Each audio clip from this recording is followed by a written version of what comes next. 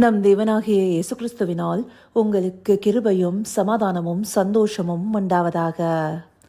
தேவனை அறிகிற அறிவை குறித்து இன்றைக்கு நாம பார்க்கவிருக்கிற வேத பகுதி 2 கொரிந்தியர் 10வது அதிகாரம் வசனம் 4 மற்றும் 5.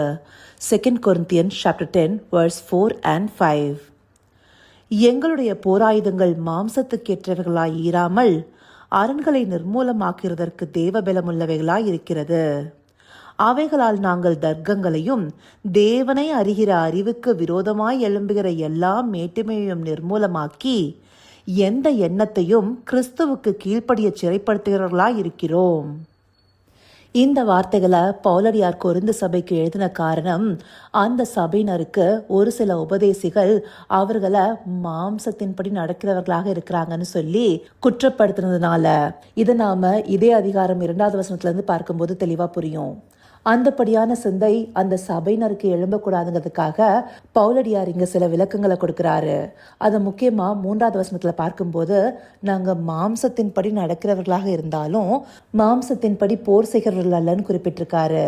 இந்தபடியா அவர் சொல்வதற்கான காரணம் என்னன்னா, தேவ ஜனங்களுக்கு வருகிற போராட்டம் எல்லாமே ஆவிக்குரியவைகளாகவே இருக்கு. அதனால்தான் எபேசியர் 6வது அதிகாரத்துல தெளிவா பவுலடியார் எழுதியிருக்கிறாரு, மாம்சத்தோடையும் இரத்தத்தோடையும் போராட்டம் இல்ல, துரைத்தனங்களோடும் அதிகாரங்களோடும் இப்பிரபஞ்சத்தின் அந்தகார லோகாதிபதிகளோடும் வான மண்டலங்களில் உள்ள பொல்லாத ஆவியின் சேனைகளோடும் போராட்டம் சொல்லியிருக்காரு. அந்தபடியாக தேவ பிள்ளைகளுக்கு வருகிற போராட்டம் எல்லாம் மாம்சத்திற்குரியவைகள் அல்ல, ஆவிக்குரியவைகள். அந்த ஆவிக்குரிய போராட்டத்தை மாம்சத்தின்படி போர் செய்கிறவர்களாக இருக்கக்கூடாது. அந்தபடியாக பவுலடியார் இல்லைங்கிறத இந்த பகுதியில் தெளிவாக குறிப்பிட்டிருக்காரு. அப்படியாக மாம்சத்தின்படி நாம போர் செய்தோம்னா தேவனை அறிகிற அறிவுல வளராம இருக்கிறோங்கிறது அர்த்தம். அதை முக்கியமா விவரிக்கும் விதமாக நாம பார்த்த பிரதான வசனம் இருக்கு. எங்களுடைய போராயுதங்கள் மாம்சத்துக்கேற்றவர்களா இராமல் அரண்களை நிர்மூலமாக்குவதற்கு தேவபலமுள்ளவர்களா இருக்கிறதுன்னு முதலாவது குறிப்பிட்டிருக்காரு இல்லையா. இது எதை குறிக்குதுன்னா, மனிதர்கள் மூலமாகவோ இல்லை நம்முடைய மாம்சத்திலிருந்தோ ஒரு சிந்தை எழும்பி அது நம்மோடு போராடி கொண்டிருக்கும் போது அதை எதிர்த்து போராடுவதற்கு நமக்கு சில ஆயுதங்கள் தேவையா இருக்கு. அந்த ஆயுதம் அரண்களை நிர்மூலமாக்கிற தேவபலமுள்ளவைகளா இருக்கிறதுன்னு குறிப்பிடப்பட்டிருக்கு. அப்படி மாம்சத்தின்படி நாம போர் செய்யும் போது ஆயுதங்களை வச்சு போர் செய்வோம். அப்படி இல்லைன்னா குறைந்தபட்சம் நம்முடைய வாயின் வார்த்தைகள் மூலமாக போர் செய்கிறவர்களாக இருப்போம். இந்தபடியான போர் ஆவிக்குரிய யுத்தத்தை வெல்ல முடியாது. இங்க சொல்லப்பட்டிருக்கிற தேவ பலத்தை கொடுக்கிற போராயுதம் எதுனா தேவனுடைய வசனமே. இதை நாம 1 தெசலோனிக்கேயர் 2வது அதிகாரம் 13வது வசனத்தை பார்க்கும்போது புரியும். அங்க தேவ வசனமானது விசுவாசிக்கிற உங்களுக்குள்ளே பலனும் செய்கிறதுன்னு சொல்லப்பட்டிருக்கோம். அப்படியாக தேவ ஜனங்களுக்கு ஆவிக்குரிய யுத்தங்களுக்கான போராயுதமாக தேவ வசனமே துணை செய்யுது. அந்த வசனத்தை கொண்டு போர் செய்யும் போது நாம எல்லா தர்க்கங்களையும் சரி, இல்ல தேவனை அறிகிற அறிவுக்கு விரோதமாக எழும்புகிற மேட்டுமையான சிந்தைகளையும் சரி, இவை எல்லாத்தையுமே கிறிஸ்துவுக்கு கீழ்ப்படிய சிறைப்படுத்துறவர்களா இருக்கிறோம்னு நிறைவு செய்திருக்கிறாரு. அந்தபடி தேவனை அறிகிற அறிவுக்கு விரோதமாக சில நேரங்கள்ல தவறான உபதேசங்கள் எழும்பும் போதோ அல்லது நம்முடைய மாம்சத்திலிருந்தே சில சிந்தை எழும்பும் போதோ அதனோடு நாம போர் செய்வதற்கு வாயின் வார்த்தைகளோ இல்லை எந்த ஒரு ஆயுதமோ தேவைப்படாது. நமக்கான ஒரே போராயுதம் தேவனுடைய வசனம்தான். அந்த வசனத்தை ஆராய்ந்து பார்த்து அந்த வசனத்திற்கு கீழாக அதை கொண்டு வரும்போது அதை நாம கிறிஸ்துவுக்கு கீழாக சிறைப்படுத்துகிறவர்களாக இருக்கிறோம். அதன் மூலமாக அந்த ஆவிக்குரிய போராட்டத்தை நாம வெல்ல முடியும். அதை விட்டுட்டு மாம்ச பலத்தினால நம்முடைய சுயத்துல ஏதாவது செய்தோம்னா அது நமக்கு எந்த விதத்திலையும் பிரயோஜனப்படாது. நாம் அதை வெல்வதற்கு பலமும் இருக்காது. அப்போ அந்தப்படியான உபதேசம் அல்லது போதனைகள் இல்லை நம்முடைய மாம்சத்திற்குரிய சிந்தை நமக்குள்ளார எழும்பும் போது நாம என்ன செய்யணும்? அதை தேவ வசனத்தோடு எதிர்கொள்கிறவர்களாக இருக்கணும், இல்லை தேவ வசனத்தை கொண்டு ஆராய்கிறவர்களாக இருக்கணும்.